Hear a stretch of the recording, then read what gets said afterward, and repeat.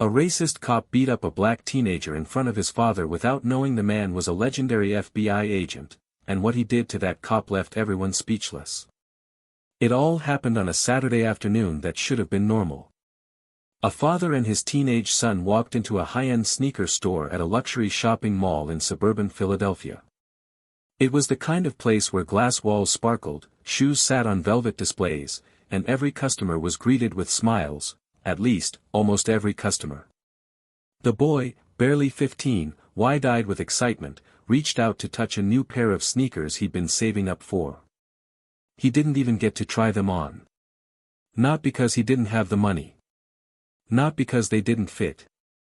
But because before he could even open his mouth, someone behind the counter reached for the phone with a look of suspicion, whispered something, and the wheels of injustice were already in motion.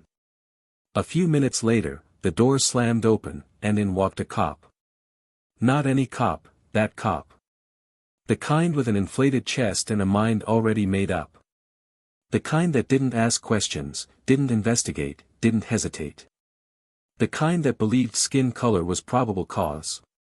He stormed in like he owned the air in the room and went straight for the boy, grabbing him by the collar, twisting his arm, slamming him face first into the display glass. The boy screamed in pain, sneakers fell to the floor, and gasps erupted from the other customers. But no one moved.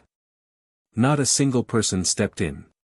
The father, standing just a few feet away, froze, not out of fear, but out of something deeper, control.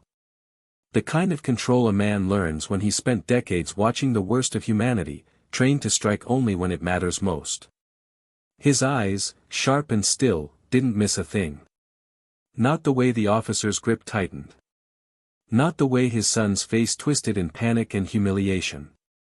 Not the way the store clerk stood behind the counter, arms crossed, satisfied. Then came the words. The words that split the room in half like lightning. The cop turned to the father and barked, "Step back, sir, unless you want to go down too. This one looks like he was trying to steal something." Silence. The father's reply was steady, quiet, but cold enough to burn through walls. "He's my son." Those 3 words didn't just cut through the noise, they paralyzed the air. For a second, the cop faltered. Confusion flickered across his face. But his pride didn't let go. He didn't apologize. He didn't step back. He doubled down. "Then maybe you should teach your boy how to act right." Gasps. Whispers. One woman began recording. The boy's eyes filled with tears, not from pain, not even from fear, but from shame. From being treated like a criminal in front of his own father. From the smirk on the officer's face. From the silence of the other customers, watching him like a show they didn't pay for. That kind of pain. It stays. And that's when something changed. The father didn't raise his voice. He didn't move toward the officer. He simply pulled out his phone, opened a contact, and said, "Connect me to internal affairs." That's it. No yelling. No fists. Just precision. Because what that cop didn't know, what no one in that store knew, was that the man in front of him wasn't just any father. He was one of the most decorated field agents in the FBI's history. A man who once took down drug cartels without firing a bullet. A man who trained hundreds of agents in behavioral profiling and deep cover infiltration. A man who had access to systems most police departments didn't even know existed. And what he did next wasn't about revenge. It was about justice. Behind the scenes, while the officer continued shouting, pretending to be right, pretending this was just another punk kid causing trouble, the wheels of federal power were already turning. Calls were made. Footage was pulled. Records were examined. And in a matter of days, the same officer who slammed a boy into glass was sitting across from a panel of investigators asking him questions he couldn't answer. Questions about past complaints. About patterns.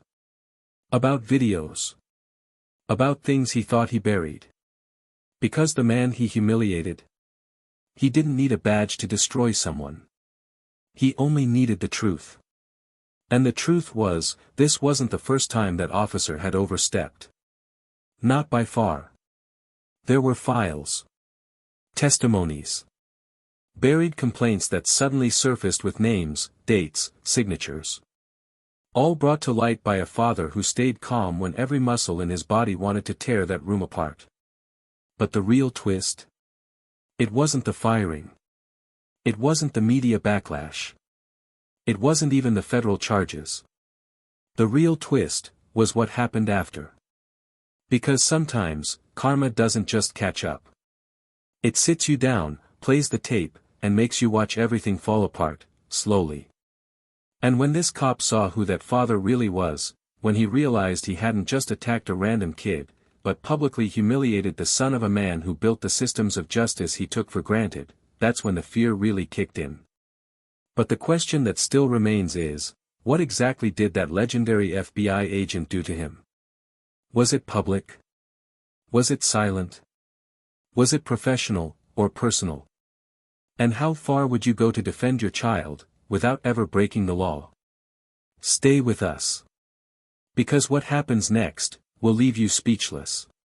To every black viewer watching this, you matter. Your life, your dignity, your dreams, they all matter. Here at Plow of Twist, we do not support any form of racism or discrimination. Our stories aim to expose injustice, celebrate resilience, and shine a light on truth.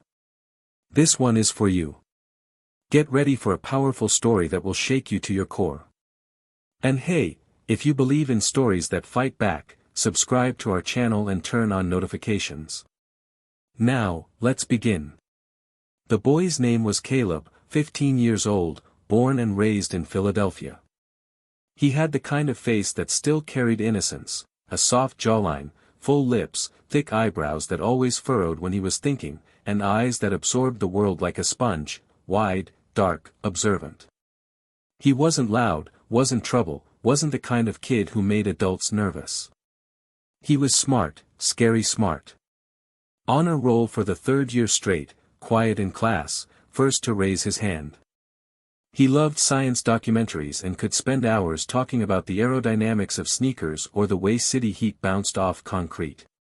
But lately, something had shifted in him. Not rebellion, but awareness. He'd started noticing how certain store clerks watched him more closely than his white friends, how adults asked him twice to repeat himself as if they didn't believe what he said the first time. He didn't fully understand it yet, but it was seeping in, this feeling of being watched, measured, judged. His father, Marlon, knew exactly what that meant. Marlon had seen too much in his life to pretend otherwise. 61 years old, skin the color of polished mahogany, shoulders still broad from a lifetime of discipline. He moved like a man who calculated every step. He had worked for the FBI for 36 years, served under 5 different directors, trained elite squads in behavioral analysis, and led covert operations across continents. But now, officially retired, Marlon had traded in the cold steel of government facilities for something quieter, spending more time with his son.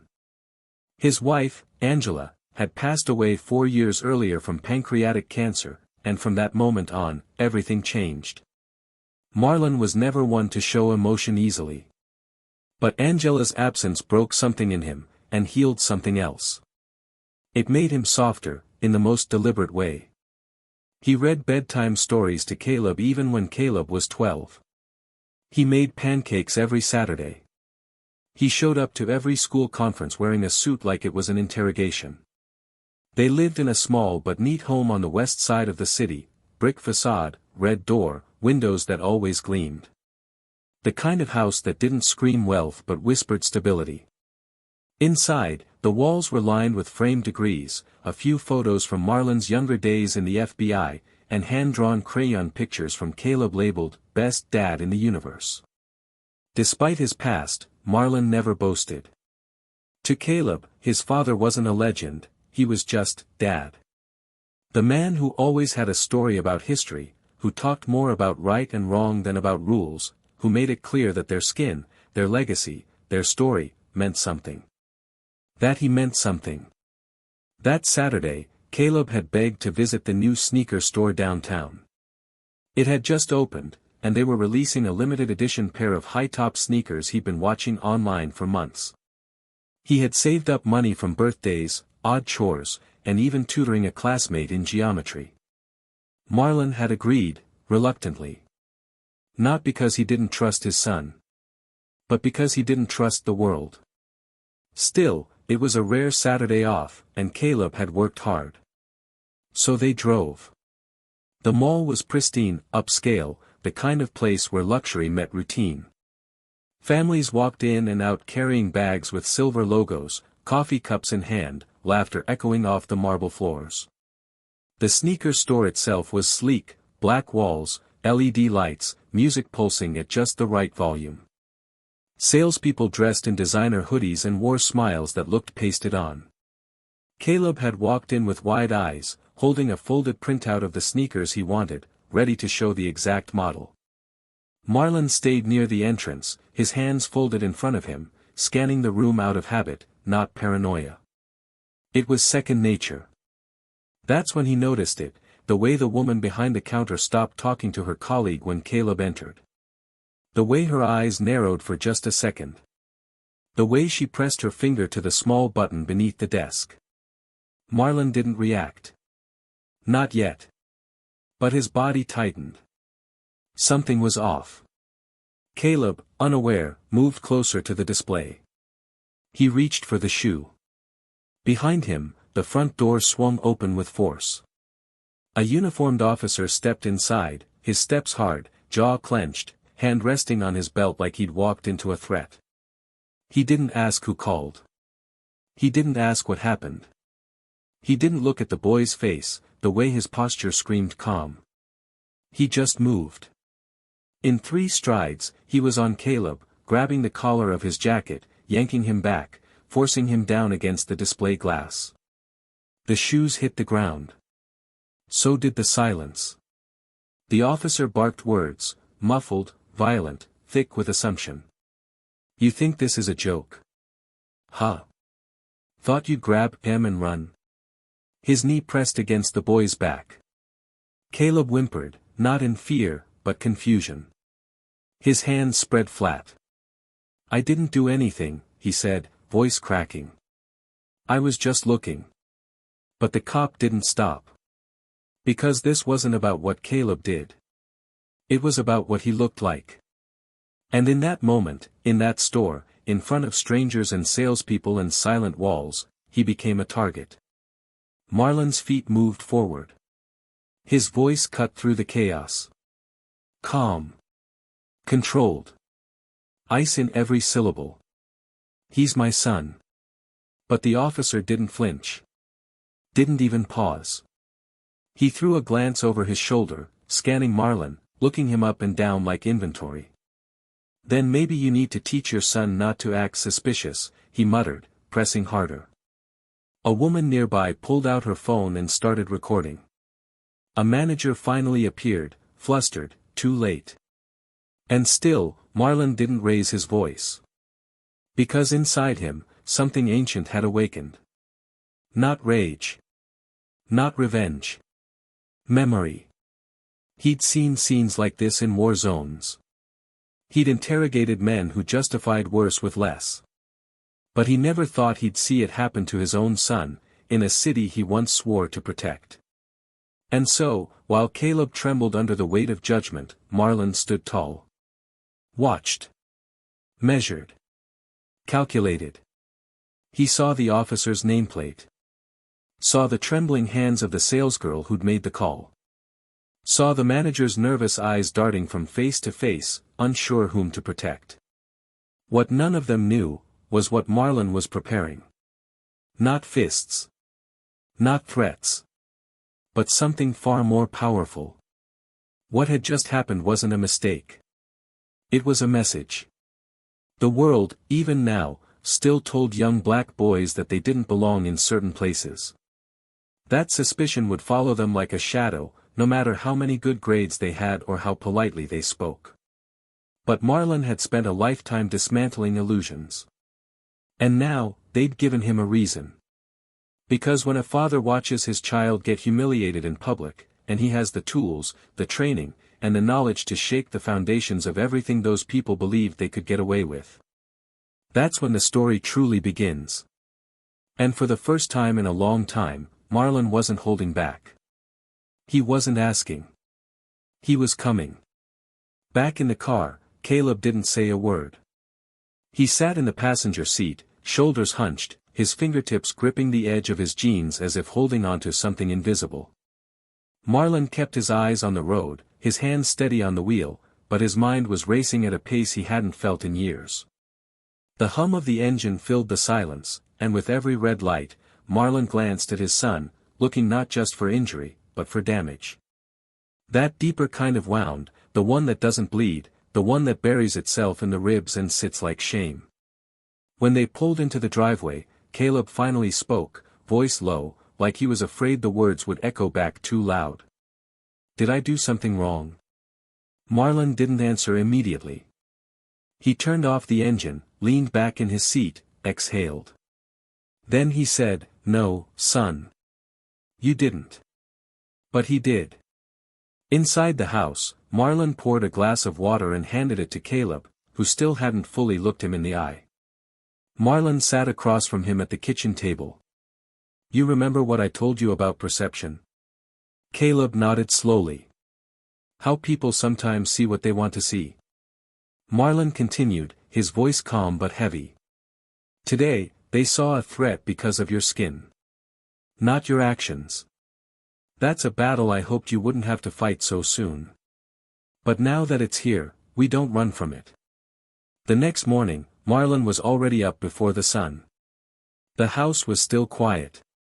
He sat at his desk, the soft glow of his old monitor lighting up the small office. Folders were pulled, contacts opened. Marlon no longer had a badge, but retirement didn't mean disconnection. People still picked up when he called. People still owed him favors. People still respected what he had done. He started with the officer's badge number, he had memorized it instantly, and pulled up the initial public database. From there, he reached deeper, through channels not open to the public. He wasn't just looking for the officer's name. He was looking for a pattern. The name was Officer Daniel Kessler. 5 years on the force. Praised internally for his assertive approach, a phrase that had always made Marlon cringe. On the surface, his record was clean. But Marlon knew better. He dug further. Complaint reports filed, marked inconclusive or withdrawn. Body cam footage conveniently missing. Internal reviews quietly closed.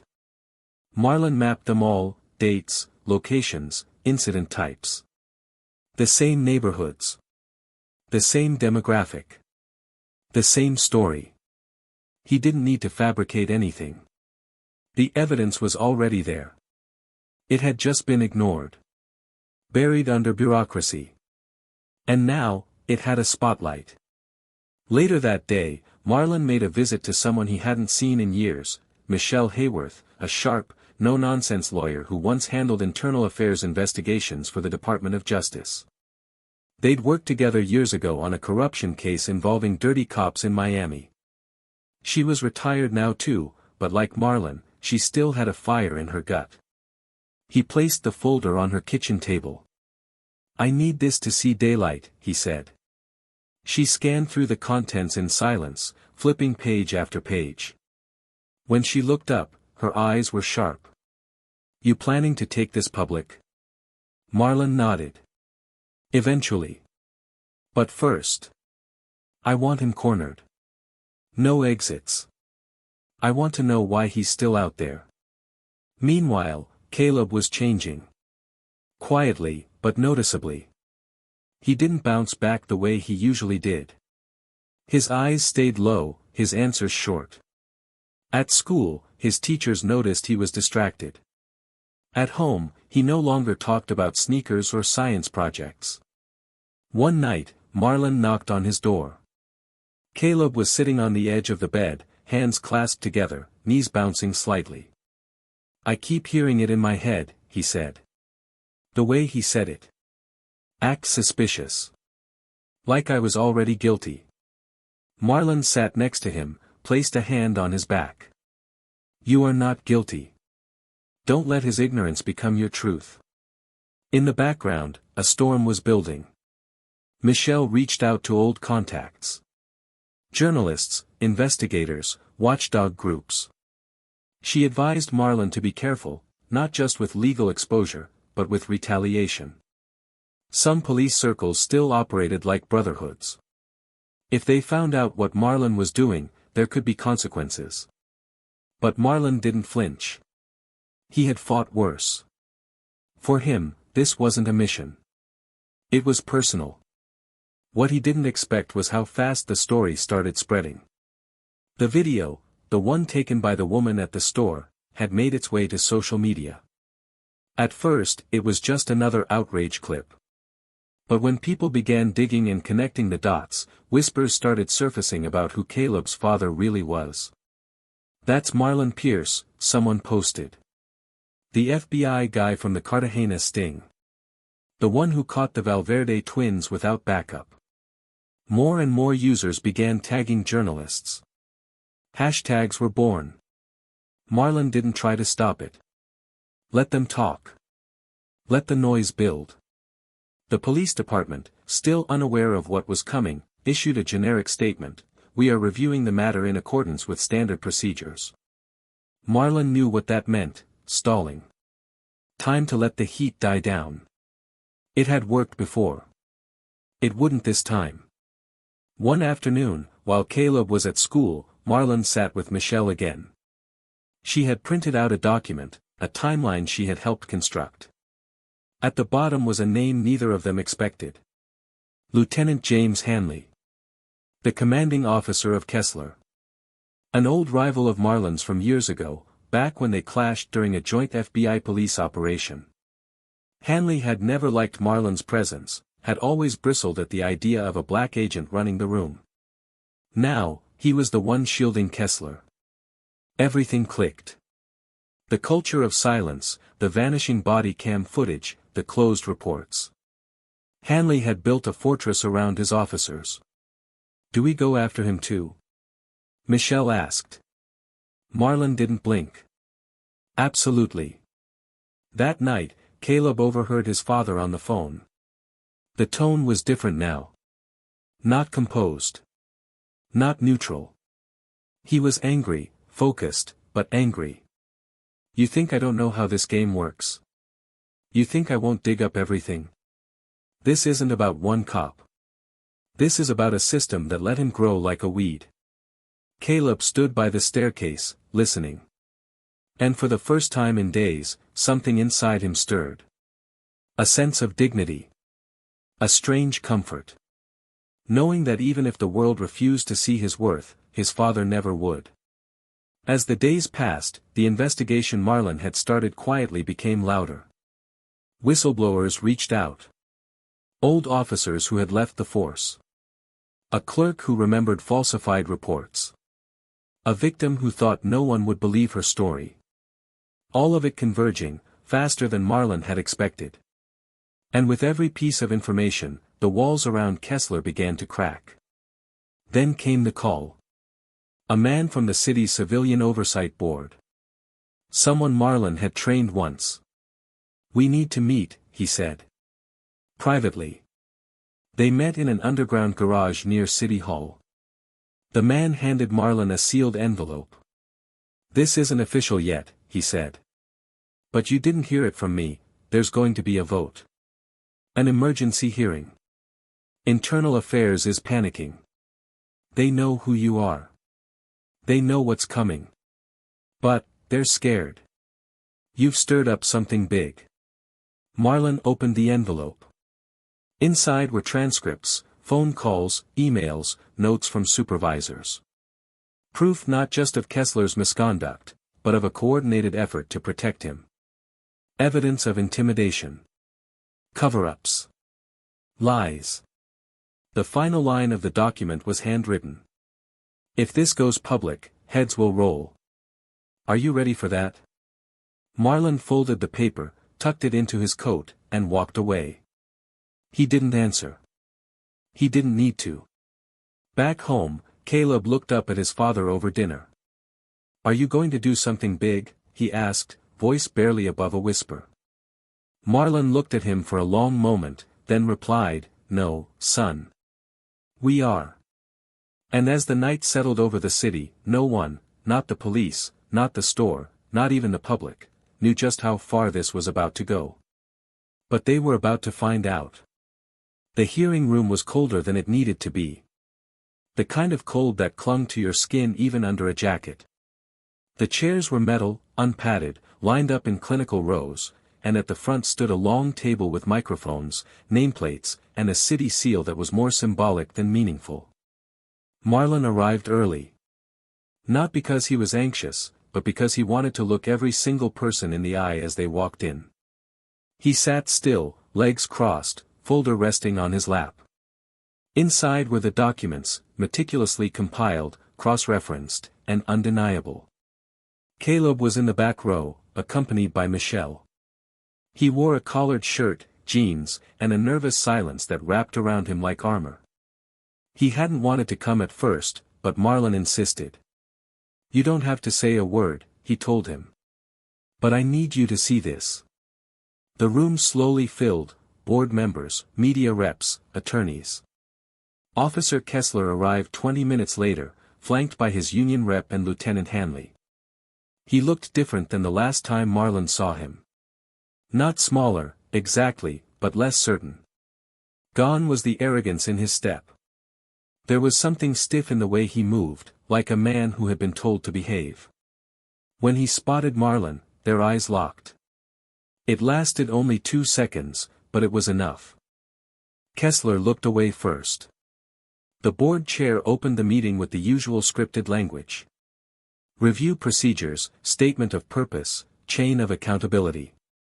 It was background noise to Marlon, who had heard it all before in 100 different rooms. What mattered was what came next. The first witness was a store clerk, not the woman who made the call, but one who had been working the opposite counter that day. She described the event as fast, aggressive, unnecessary. She had wanted to intervene but was too afraid. Her voice shook as she spoke, but the truth came through. Then came the internal affairs officer who had received Marlon's package. He presented timelines, documentation, prior complaints. A screen lit up behind the panel, displaying charts, patterns of behavior, gaps in reports, body cam inconsistencies. None of it required speculation. It was data. Clean, hard, and damning. Kessler's rep objected to several parts, called them circumstantial. The panel reminded him that this was an administrative hearing, not a criminal trial. The rules were different. The pressure in the room grew, not from raised voices, but from the slow, methodical collapse of a wall that had protected the officer for years. Then they called Marlon. He walked slowly to the front of the room, no folder in hand. Just his presence. The chair asked if he'd like to read a prepared statement. He shook his head. "I prefer to speak from experience." He stood behind the microphone and looked directly at Kessler, then to the panel. "You've heard the facts. You've seen the charts. So I'm not going to repeat what you already know. I'm here because I've spent my life tracking patterns. Criminal behavior, misconduct, systemic failure. I was trained to see what others miss. And what happened to my son, it wasn't random. It was a result of a culture that rewards fear over truth. That values control more than justice." He paused. "My son is not a threat. He never was. But that officer made a choice, to treat him like one. Not because of anything he did, but because of how he looked. And then he doubled down. He humiliated a child. In front of his father. In front of strangers. With no evidence, no cause, no restraint. He turned directly toward Kessler now, eyes cold, voice unwavering. You didn't know who I was. You didn't care. That day, I was just another black man standing between you and your power trip. But the difference is, I know how systems work. I know where you hid your lies. And I know who helped you cover them. The air shifted. For the first time, Kessler looked genuinely shaken. Hanley whispered something to the union rep. Marlin continued. I've trained federal agents who protect presidents. I've interrogated war criminals. But I have never seen anything as corrupt as the silence that protects men like you. This isn't about one mistake. It's about a career built on bullying the vulnerable and being shielded by your superiors. Another pause. The room was silent now. I didn't come here for revenge. I came here to remind this department, and this city, that silence is complicity. That boys like my son grow up thinking they have to shrink to survive. And I refuse to let that happen. He stepped away from the mic. A board member asked if he had documentation to support his claim about Lieutenant Hanley's role in shielding Kessler. Marlin simply nodded to Michelle. She stood, walked forward, and handed over a sealed file. Inside were email chains, time-stamped access logs, whistleblower testimony from a former officer, proof that Hanley had deliberately delayed investigations, suppressed evidence, and manipulated review outcomes. The chair turned to Hanley. Lieutenant, do you have a response? Hanley leaned into his mic, jaw tight. These accusations are taken out of context. I followed internal procedures. He was cut off. Then explain the discrepancy in these 3 dates, the chair said, flipping pages. Because they show you logged into a case file the same day body cam footage went missing. Twice. Hanley froze. His lawyer asked for a recess. Denied. Kessler, sensing the shift, tried to interject. I was just responding to a call. I didn't mean for it to go that far. Marlin turned his head, spoke loud enough for everyone to hear. You didn't mean to get caught. Silence again. Then the screen behind the panel changed. A new video. One not seen publicly. The footage came from the building's surveillance camera, obtained by Michelle. It showed Kessler entering the store, hand already near his holster, aggression in every movement. It showed Caleb doing nothing but reaching for a shoe. It showed the officer grab him, throw him, slam him against the glass. There was no audio, but the violence was clear. The images spoke louder than any word could. Caleb looked away. He couldn't watch. The board took a short recess. Outside the room, reporters waited. Questions flew. Marlin said nothing. Michelle kept her hand on his arm, grounding him. Caleb stood still, watching the chaos around them, realizing that something irreversible had been set in motion. That this moment would be remembered, not just because it was painful, but because it mattered. When the panel returned, their tone was different. Formal. Focused. They announced an internal vote to place Officer Kessler on immediate administrative leave without pay, pending termination. An independent investigation into Lieutenant Hanley's actions would begin the next day. The department was to release a public apology and commit to a third-party audit of all use of force complaints from the past 5 years. Kessler stood to protest. But no one listened. Caleb looked up at his father. Marlin didn't smile. He just nodded once, slow and steady. And yet, as they left the building, past reporters and flashing cameras, past crowds holding signs, past a city beginning to question itself. They knew it wasn't over. Because justice doesn't end with punishment. It begins with truth. And the next move was already in motion. As they stepped into the fading light of the city, the cold air wrapped around them like a reminder that nothing would ever be the same. Caleb walked slowly beside his father, his steps heavy, his silence louder than it had ever been. Behind them, the courthouse doors closed, muffling the hum of journalists, city officials, and onlookers who remained behind like echoes of a fight not fully finished. Marlin didn't speak right away. He gave his son space to breathe, space to absorb, space to let his heart settle into the rhythm of what had just happened. It wasn't just about Kessler anymore. It hadn't been for a long time. It was about the invisible weight that so many carried and about finally setting a piece of it down. Inside the car, Caleb broke the silence. His voice was soft, shaky, but determined. He didn't look at his father when he spoke. When he grabbed me like that, I didn't even feel like a person. Marlon gripped the steering wheel, the knuckles of his right hand widening for just a moment before he exhaled slowly. That's what they want, he said, his voice low, steady, anchored in decades of knowing. To take your humanity before you can claim it. That's why we don't let them.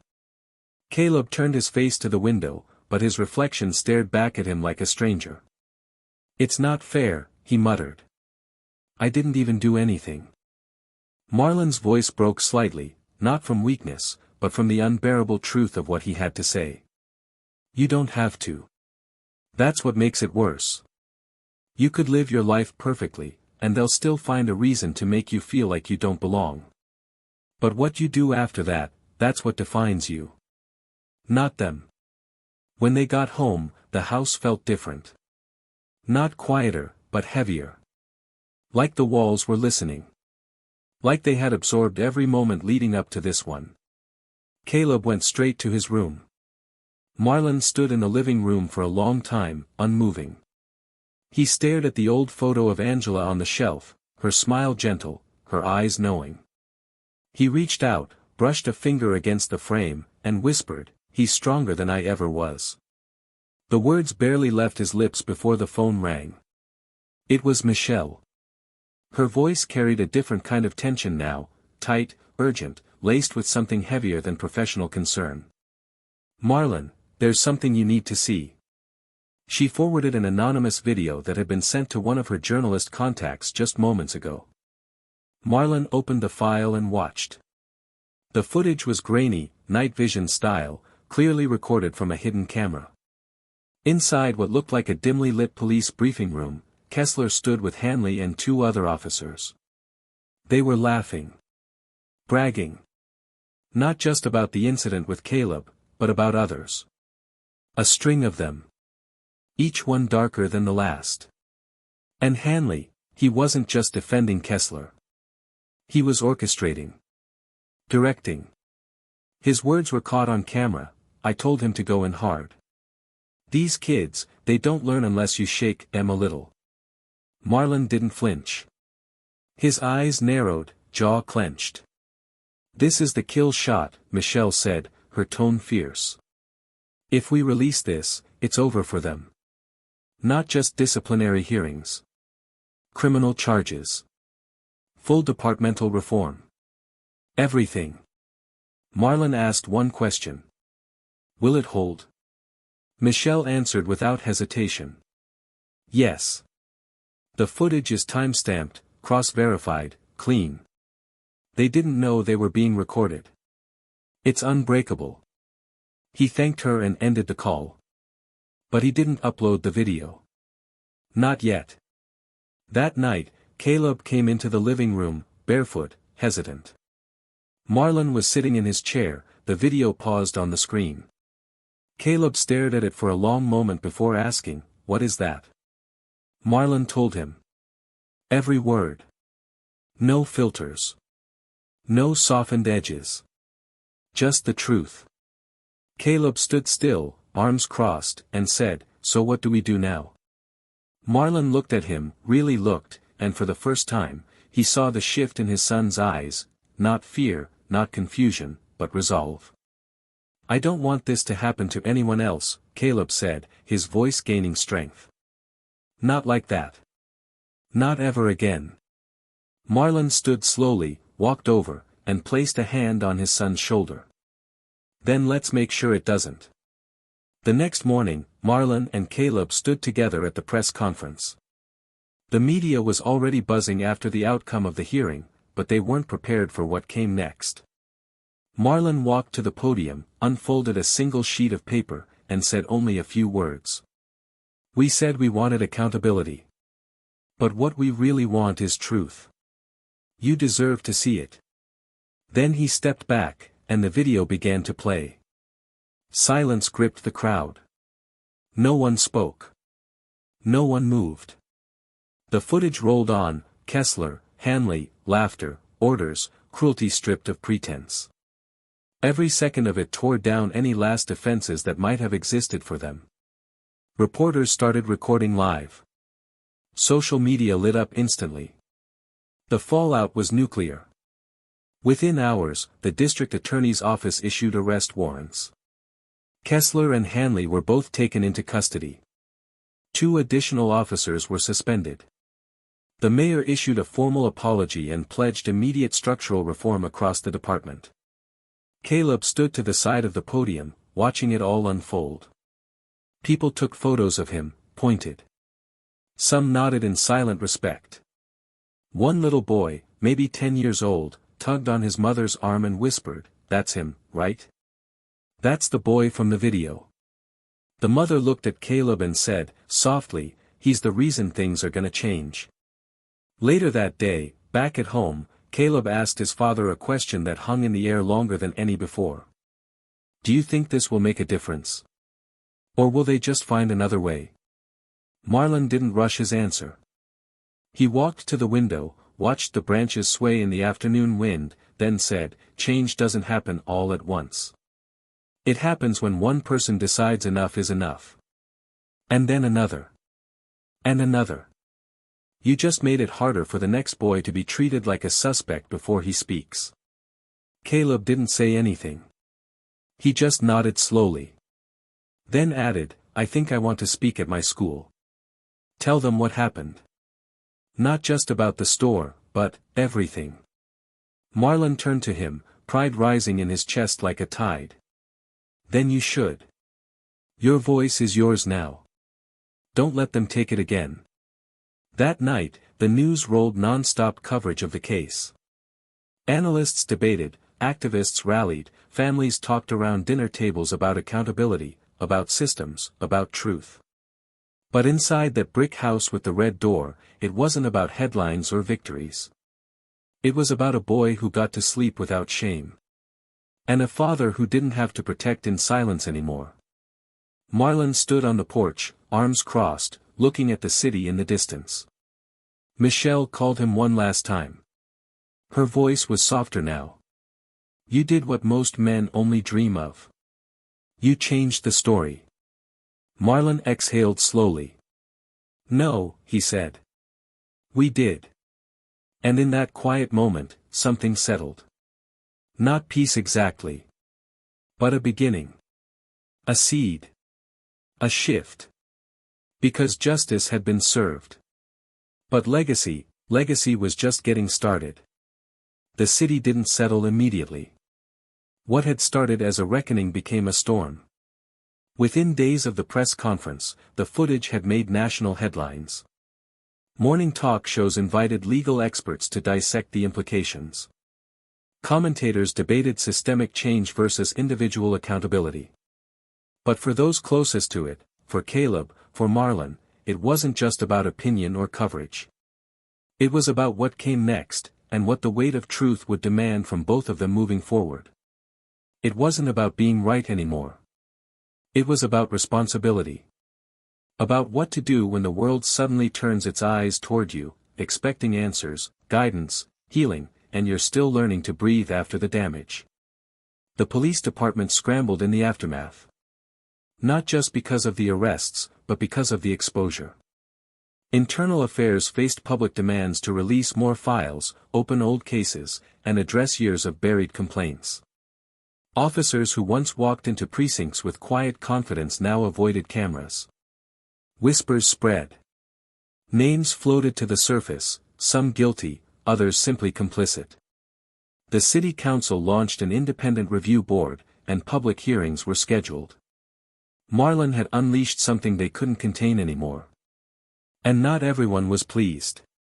Anonymous threats began to appear in comment sections, inboxes, even through phone calls that ended in silence. Marlon kept record of every one. Caleb noticed the extra locks on the door, the security camera that hadn't been there the week before. He didn't ask about them. He just watched his father move a little differently, more alert, but never afraid. School wasn't easy for Caleb after that. Some students praised him quietly. Others kept their distance, afraid of being pulled into the spotlight.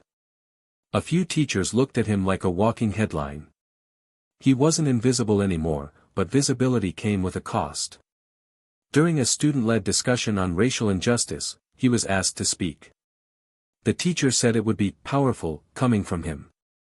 He stood in front of 30 classmates and stared at their faces. Most of them waiting for a speech, for clarity, for a perfect story of pain and triumph. But what he gave them instead was something raw.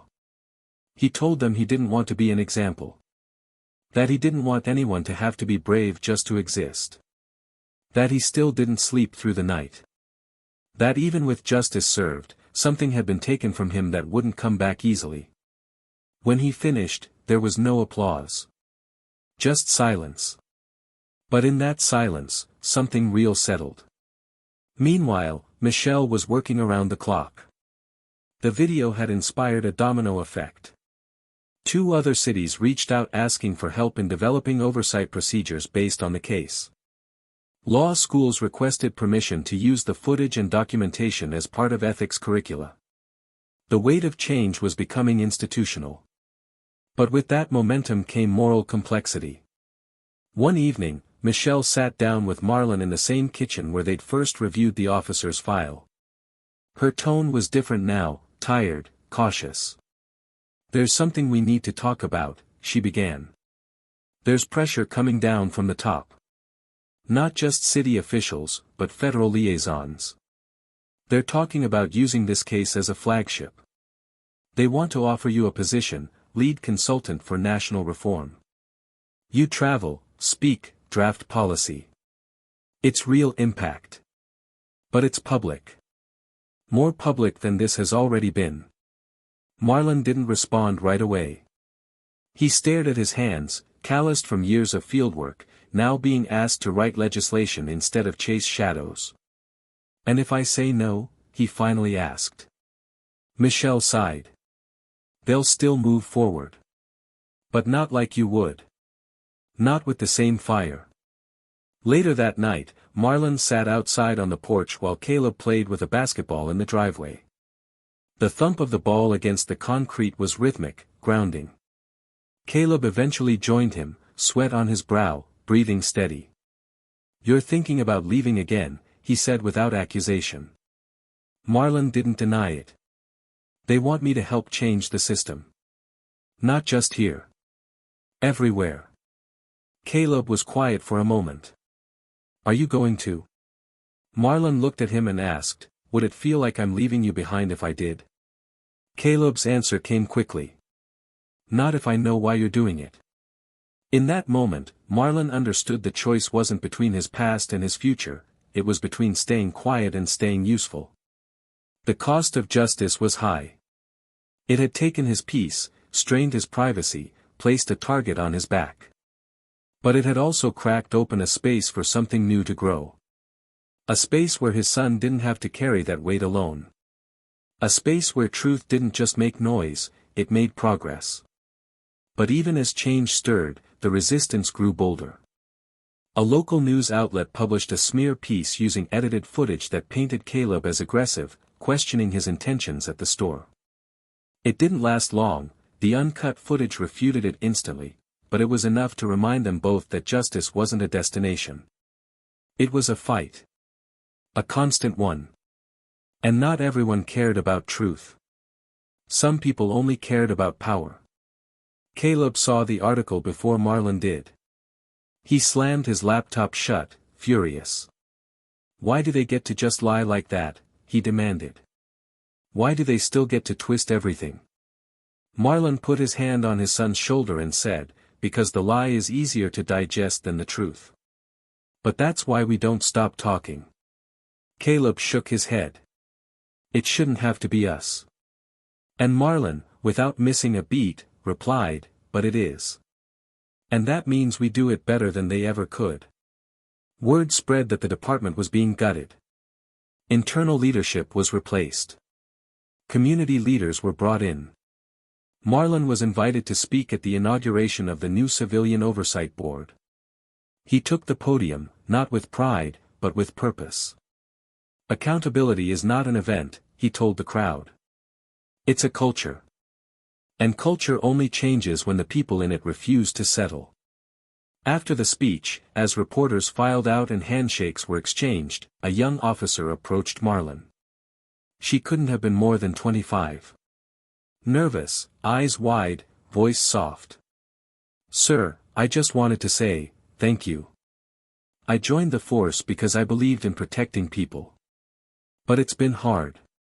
Watching what some of my colleagues do. Feeling like speaking up meant ending my career. You reminded me why I joined in the first place." Marlon nodded, not with praise, but with understanding. "Then don't forget it. Even when it gets harder." Back at home, the house remained unchanged. Same photos on the walls. Same warmth in the air. But there was something different in how they moved through it now. Less hesitation. More space for laughter. More moments where silence wasn't filled with fear. One night, Caleb asked his father to come watch him give a speech he had written for a city youth summit. Marlon sat in the back row of the auditorium, arms folded, heart steady, as his son walked to the microphone. Caleb didn't read from paper. He spoke from memory. From experience. From a place deeper than courage, he spoke from survival. He told the story of what happened, not to center pain, but to center truth. And then he said something that made Marlon's throat tighten. "My father taught me that silence is the enemy of justice. And that if they ever try to take your voice, you speak louder. You speak louder until the walls fall."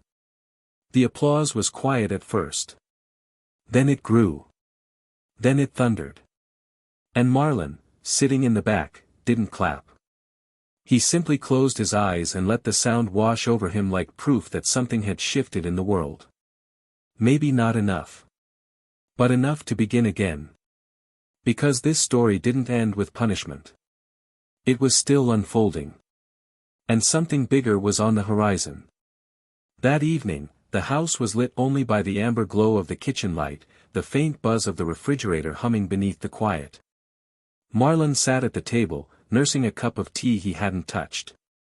His mind felt restless, crowded with overlapping headlines, community voices, legal requests, and the soft echo of his son's words from the auditorium just hours earlier. The applause still rang in his chest, not as a moment of victory, but as a measure of how far they'd come from the silence that had once defined everything. He stared through the window, the night calm outside, but inside him, the weight hadn't lifted.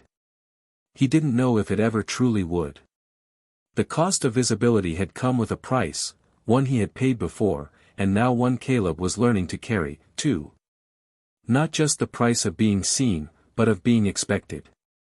Caleb entered the room quietly, his footsteps light, but not unsure. He moved with the presence of someone who had just poured his soul out to a room full of strangers and had nothing left to prove.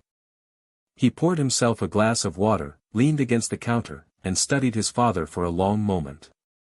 Then he asked, not for reassurance, but from a place of emotional fatigue, "Does it get easier?"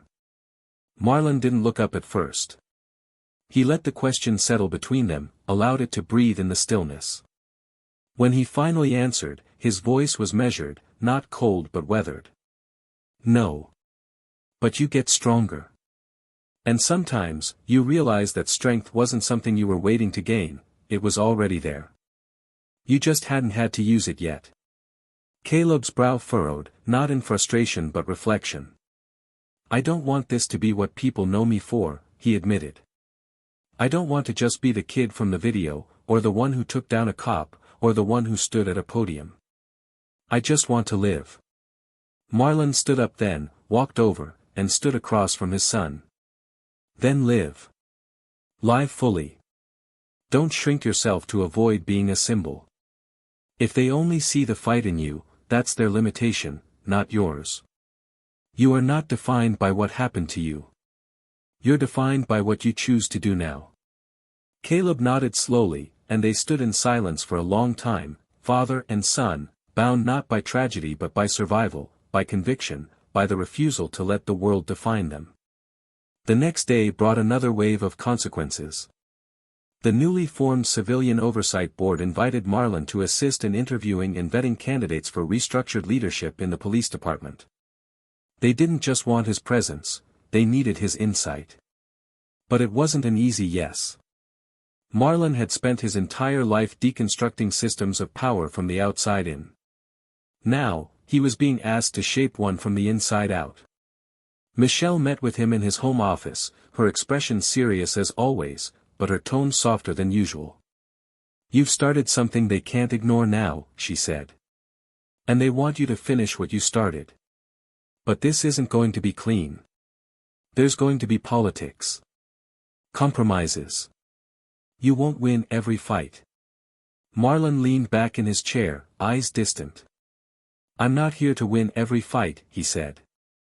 "I'm here to make sure the people fighting after me don't have to start from scratch." He accepted the invitation. And just as quickly, the battle changed form. The first meeting inside police headquarters was coldly formal. The very walls felt heavy with decades of silence and secrecy. Some officers stared at Marlon with quiet resentment, others with curiosity, and a few with silent gratitude. He wasn't there to play nice. He asked hard questions. He exposed contradictions in files. He demanded transparent records and unbiased performance reviews. Some candidates walked out. Others stayed and crumbled under the weight of their own omissions. But a few surprised him. A young Latina sergeant who had once tried to report misconduct and had been silenced. A black lieutenant with a reputation for being too by the book, who turned out to be exactly what the department needed. With each interaction, Marlon saw not just the cracks in the institution, but the people still trying to hold it together. Outside those walls, the community kept watching. Some cheered him on. Others questioned his involvement. "Why would you work with them after everything they did?" one protester asked at a town hall meeting. Marlon stood and answered with the same quiet intensity that had guided him his whole life. "Because if I don't, they'll fill those seats with people who think just like the ones we just removed. And the cycle starts over. I'm not here to forgive. I'm here to rebuild." Back at home, Caleb was beginning to shift in his own world. His school asked him to write a piece for the district newsletter. He hesitated at first, but eventually agreed. He wrote not about the incident, but about resilience. About the quiet strength of healing. About what it felt like to wake up every day and choose not to be bitter, even when the world gave you every reason to be. His words resonated beyond the classroom. A local nonprofit asked him to join a youth advisory board. He started mentoring younger students, speaking to them not like a figurehead, but like a brother. A peer. A survivor. Still, there were nights when the trauma resurfaced. One evening, Marlon found Caleb asleep on the couch, a documentary playing low on the TV. As he reached to turn it off, he realized Caleb had been watching a recording of his own school speech. Over and over. Marlon sat down, turned the volume up slightly, and listened. Caleb's voice filled the room again, not a child's voice anymore, but one laced with depth, reflection, weight. And in that moment, Marlon saw something he hadn't allowed himself to name before: hope. Not just the fragile kind. The real kind. The kind born from truth that refuses to stay buried. The media pressure eventually shifted, as it always does. A new scandal, a new outrage, a new distraction. But Marlon and Caleb's lives didn't slow. They began to receive letters. Emails. Messages from families across the country. Some shared similar stories. Others just said thank you. One in particular stood out. A father from Atlanta, who wrote, "Watching you stand for your son made me realize I've been too afraid to do the same. That ends today. You reminded me who I need to be." Marlon read that letter at night, alone, letting the words seep into the parts of him still raw from the fight. He thought about Angela, about how she used to say, "Your strength isn't in what you protect. It's in what you nurture." And he realized that maybe, for the first time, he was doing both. The department announced a new initiative, community-led training modules on racial bias and accountability. Marlon was asked to co-author the framework. Caleb's essay was added as required reading in high schools across the district. The school board invited him to co-facilitate a student roundtable with other teens impacted by injustice. He said yes. But it wasn't just the wins that defined them now. It was the balance. The quiet breakfasts. The walks around the neighborhood. The moments when no one asked them for anything, and they didn't owe the world an explanation. Healing didn't come in grand gestures. It came in the stillness that followed chaos. In the way Marlon listened more. In the way Caleb laughed louder. In the way they both moved through the city, not with fear, but with presence. And yet, one question remained. One night, just as the moon climbed high over the city skyline, Caleb turned to his father and asked, "Do you ever wonder if it'll happen again? If no matter what we do, some other kid is going to be next?" Marlon didn't rush the answer. He walked to the window, stared at the horizon, then turned back to his son. "Yes. I wonder. Every day. But then I remember something else. That kid might not be alone next time. Because of you." And in that moment, something shifted again. Not in the world. But in them. A readiness. A resolve. And a quiet understanding that they had become something more than victims. More than symbols. They had become architects of the world they refused to give up on. And even if it wasn't finished yet, they were building it, brick by brick. Autumn settled over the city like a quiet exhale. The leaves had begun to turn, bursts of gold and rust lining the sidewalks, as if the world itself was slowly trying to cleanse the memory of everything it had watched unfold over the past few months. But inside the Pierce home, the weight of change still pulsed under every moment. Not heavy like grief, but persistent like breath, constant, unavoidable, defining. Marlon had taken to walking early in the mornings again, just before the city came alive. It reminded him of his early days with the bureau, before the noise, before the fire. He needed space to think, to feel, to let the layers of everything they had been through slowly settle without crashing into him all at once. He'd walk the neighborhood in silence, nod to the occasional neighbor, hands deep in his coat pockets, head down, eyes always scanning, not for danger, not anymore, but for understanding. For signs that this new world they were shaping was actually holding. Caleb had changed, too, but not in ways that could be measured by grades or schedules or responsibilities. He had grown into his voice. Not louder, not sharper, but more rooted. He didn't hesitate when he spoke now, didn't second-guess himself when he stepped into a room. His presence had shifted from someone trying to disappear into someone refusing to be ignored. That growth, however, came with something more difficult to carry, expectation. Adults treated him differently now. Some with admiration, others with caution. They expected wisdom from him, answers, a kind of emotional fluency no teenager should be forced to develop that early. Marlon noticed it every time Caleb was introduced at public events, every time someone said, "He's the reason change is happening," as if that should be a compliment. But he also noticed how Caleb handled it. With grace. With honesty. With a quiet defiance that was never angry, just resolute. One evening, as they sat in the living room, the TV playing softly in the background, Caleb turned to Marlon and asked something that cut deeper than either of them expected.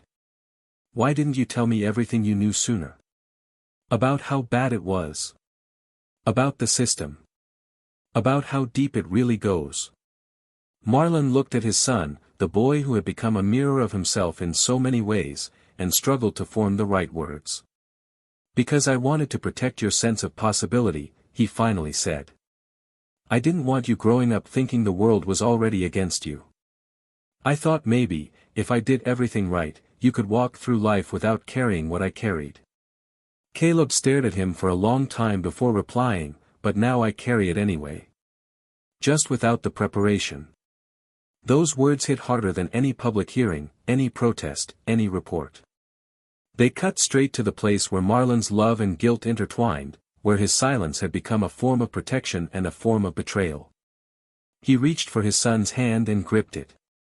"I was wrong," he admitted, voice breaking in a way Caleb had never heard. "You deserved the truth. Not just when it happened, but before. You deserved to know what was waiting, not just to be brave enough to face it when it found you." The tension between them didn't fracture their bond, it deepened it. For the first time, they were not just father and son. They were co-authors of the same reality, different chapters of the same struggle, learning how to walk beside each other instead of one in front of the other. They began having late-night talks more frequently, not always about the fight, but about everything. Music. Dreams. Legacy. Caleb talked about wanting to go into law, not because he idolized the system, but because he wanted to understand its weaknesses, to speak its language so he could dismantle it from the inside. Marlon didn't discourage him. He just said, "If that's where your heart leads, I'll make sure you're ready. But I won't pretend it's a straight path." At school, things grew more complicated. A teacher, one Caleb had trusted, made a careless remark during a discussion on criminal justice. "Not every officer is bad," she said, looking directly at Caleb, "and not every suspect is innocent." It wasn't the words, it was the way she said them, as if placing equal weight on centuries of abuse and a teenager's resistance. Caleb didn't react in class, but that night he came home angrier than Marlon had seen him in months. "She looked me in the eye and said it like it was a lesson. Like I needed to be reminded not to feel too much." Marlon sat across from him, letting him vent, nodding, listening, not correcting the fire in his voice. When Caleb was done, Marlon simply said, "They will always try to teach you balance at the expense of your truth. Never give them permission to do that." The weeks that followed brought more complexity. A documentary team reached out, wanting to film a special on modern justice reform, using Caleb's story as a focal point. They offered compensation, control over final edits, and exposure that could shift national policy. Marlon and Caleb had a long talk about it. "They want to use us to push their agenda," Caleb said bluntly. "But if it helps someone else avoid what I went through, maybe that's worth it." Marlon's response was careful. "Use them back. Don't just tell the story they want. Tell the one that matters." They agreed, but on their own terms. No scripts. No soft angles. No pity. Filming began in early November. The crew shadowed them through a week of school meetings, community interviews, and even a quiet afternoon at the park where Caleb used to ride his bike before any of this happened. Watching his son answer questions on camera with poise and precision made Marlon feel something he couldn't fully name. Not pride. Not relief. Something quieter. A kind of awe mixed with sadness, knowing this strength had been forged in fire. One afternoon, during a break in filming, the director pulled Marlon aside and asked him, "Do you think people are ready to hear this? I mean, really hear it?" Marlon studied the man for a moment, then said, "That depends. Are you filming this to educate or to entertain?" The director paused, eyes narrowing slightly.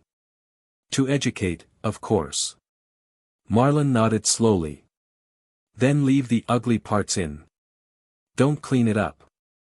Don't soften my son's pain into something palatable. Let people sit in it.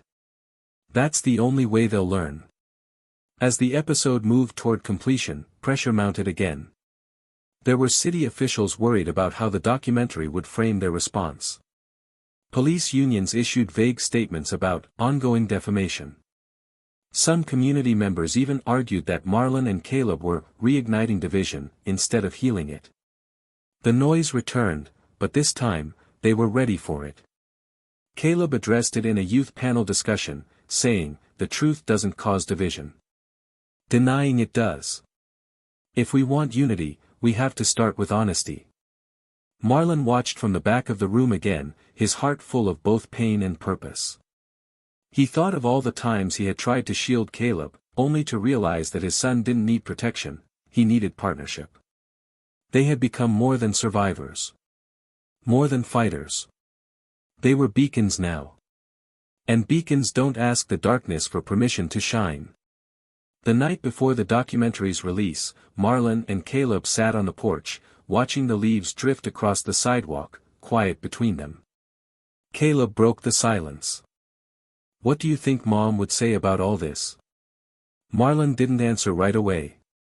He closed his eyes, breathed deeply, let her memory wrap around him like it always did when the air turned cold. Then he opened his eyes and said, "She'd say we turned pain into power. And that we did it together." Caleb nodded, eyes glassy, voice steady. "Then I'm ready." And so were they. The day the documentary aired, the city seemed to hold its breath. It was broadcast nationally, reaching homes far beyond Philadelphia. No voiceover softened the edges, no dramatic music tried to manipulate emotion. It was raw. Honest. Unfiltered. Viewers watched Caleb speak not as a symbol, but as a son who had faced something no child should have to face. They saw Marlon not as a retired agent or a crusader for justice, but as a father, flawed, fierce, deeply human. And they saw the system exposed not through abstract policy debates but through lived reality, through the quiet moments when silence had failed and truth had no choice but to rise. The public response was instant and overwhelming. Letters poured in. Messages flooded their inbox. But it wasn't the attention that mattered. It was the change. 3 months later, Marlon was sworn in as the head of the city's newly created Office of Civil Integrity, a position built around transparency, accountability, and direct community engagement. It wasn't a comfortable role. It came with resistance, constant scrutiny, and relentless political friction. But it was necessary. And he was ready. His first act was to restructure the complaint intake process, ensuring that every citizen's voice reached not just a desk but a decision. He pushed for community forums in every neighborhood, where citizens and officers sat face to face, not to argue, but to understand. And most importantly, he made sure those forums weren't performances, they were policy-driven, tracked, and enforced. The changes weren't perfect. But they were real. For Caleb, the ripple effects of his voice reached far and wide. He received offers to speak on national stages, but he chose instead to stay grounded. He led youth dialogues, helped develop workshops on race and resilience, and mentored students who had never felt seen before. One afternoon, during a school visit in a different city, a young boy approached him, eyes wide, clutching a notebook. "I saw you on TV," the boy said, "and it made me feel like maybe I'm not crazy for feeling scared sometimes." Caleb smiled, knelt down, and said, "You're not crazy. You're aware." And that's where power begins. He didn't need fame. He had purpose. Officer Kessler was convicted of multiple counts of misconduct and obstruction of justice. The trial was brief, his arrogance unraveling quickly under the weight of evidence and public accountability. He was stripped of his badge, denied pension, and sentenced to time in federal custody. But it wasn't just his fall that mattered. It was what his fall represented. A message. That authority without accountability is no longer acceptable. That power without empathy is a threat, not a service. Lieutenant Hanley faced disciplinary review and was permanently barred from law enforcement. The silence that had protected him finally broke under the weight of his own choices. Michelle, after years of operating in the margins, returned to public service as the lead legal advisor to the city's Oversight Commission. She became a mentor to young black lawyers entering the justice system not to protect it, but to rebuild it. She and Marlon remained close allies, their friendship deepened by fire and loyalty. They were warriors of different methods, but the same mission. 1 year after the incident that started it all, the city honored Caleb and Marlon in a public ceremony that neither of them asked for but both quietly accepted. Not because they needed recognition, but because symbols matter. Visibility matters. And sometimes, standing in the light, even for a moment, can illuminate the path for others. As they stood on the stage, hand in hand, the mayor presented them with the Phoenix Medal, a new award created to honor citizens who transform tragedy into tangible progress. Marlon held back tears as Caleb spoke to the crowd, his voice steady, unwavering. "We are not here today because we were stronger than anyone else," he said. "We're here because we refuse to let silence write the ending of our story." Later that night, back at the house with the red door, the same one that had sheltered them through every storm, Marlon sat on the porch while Caleb played music from his room upstairs. The laughter of children from down the street floated on the breeze. The city was still imperfect. Still struggling. Still learning.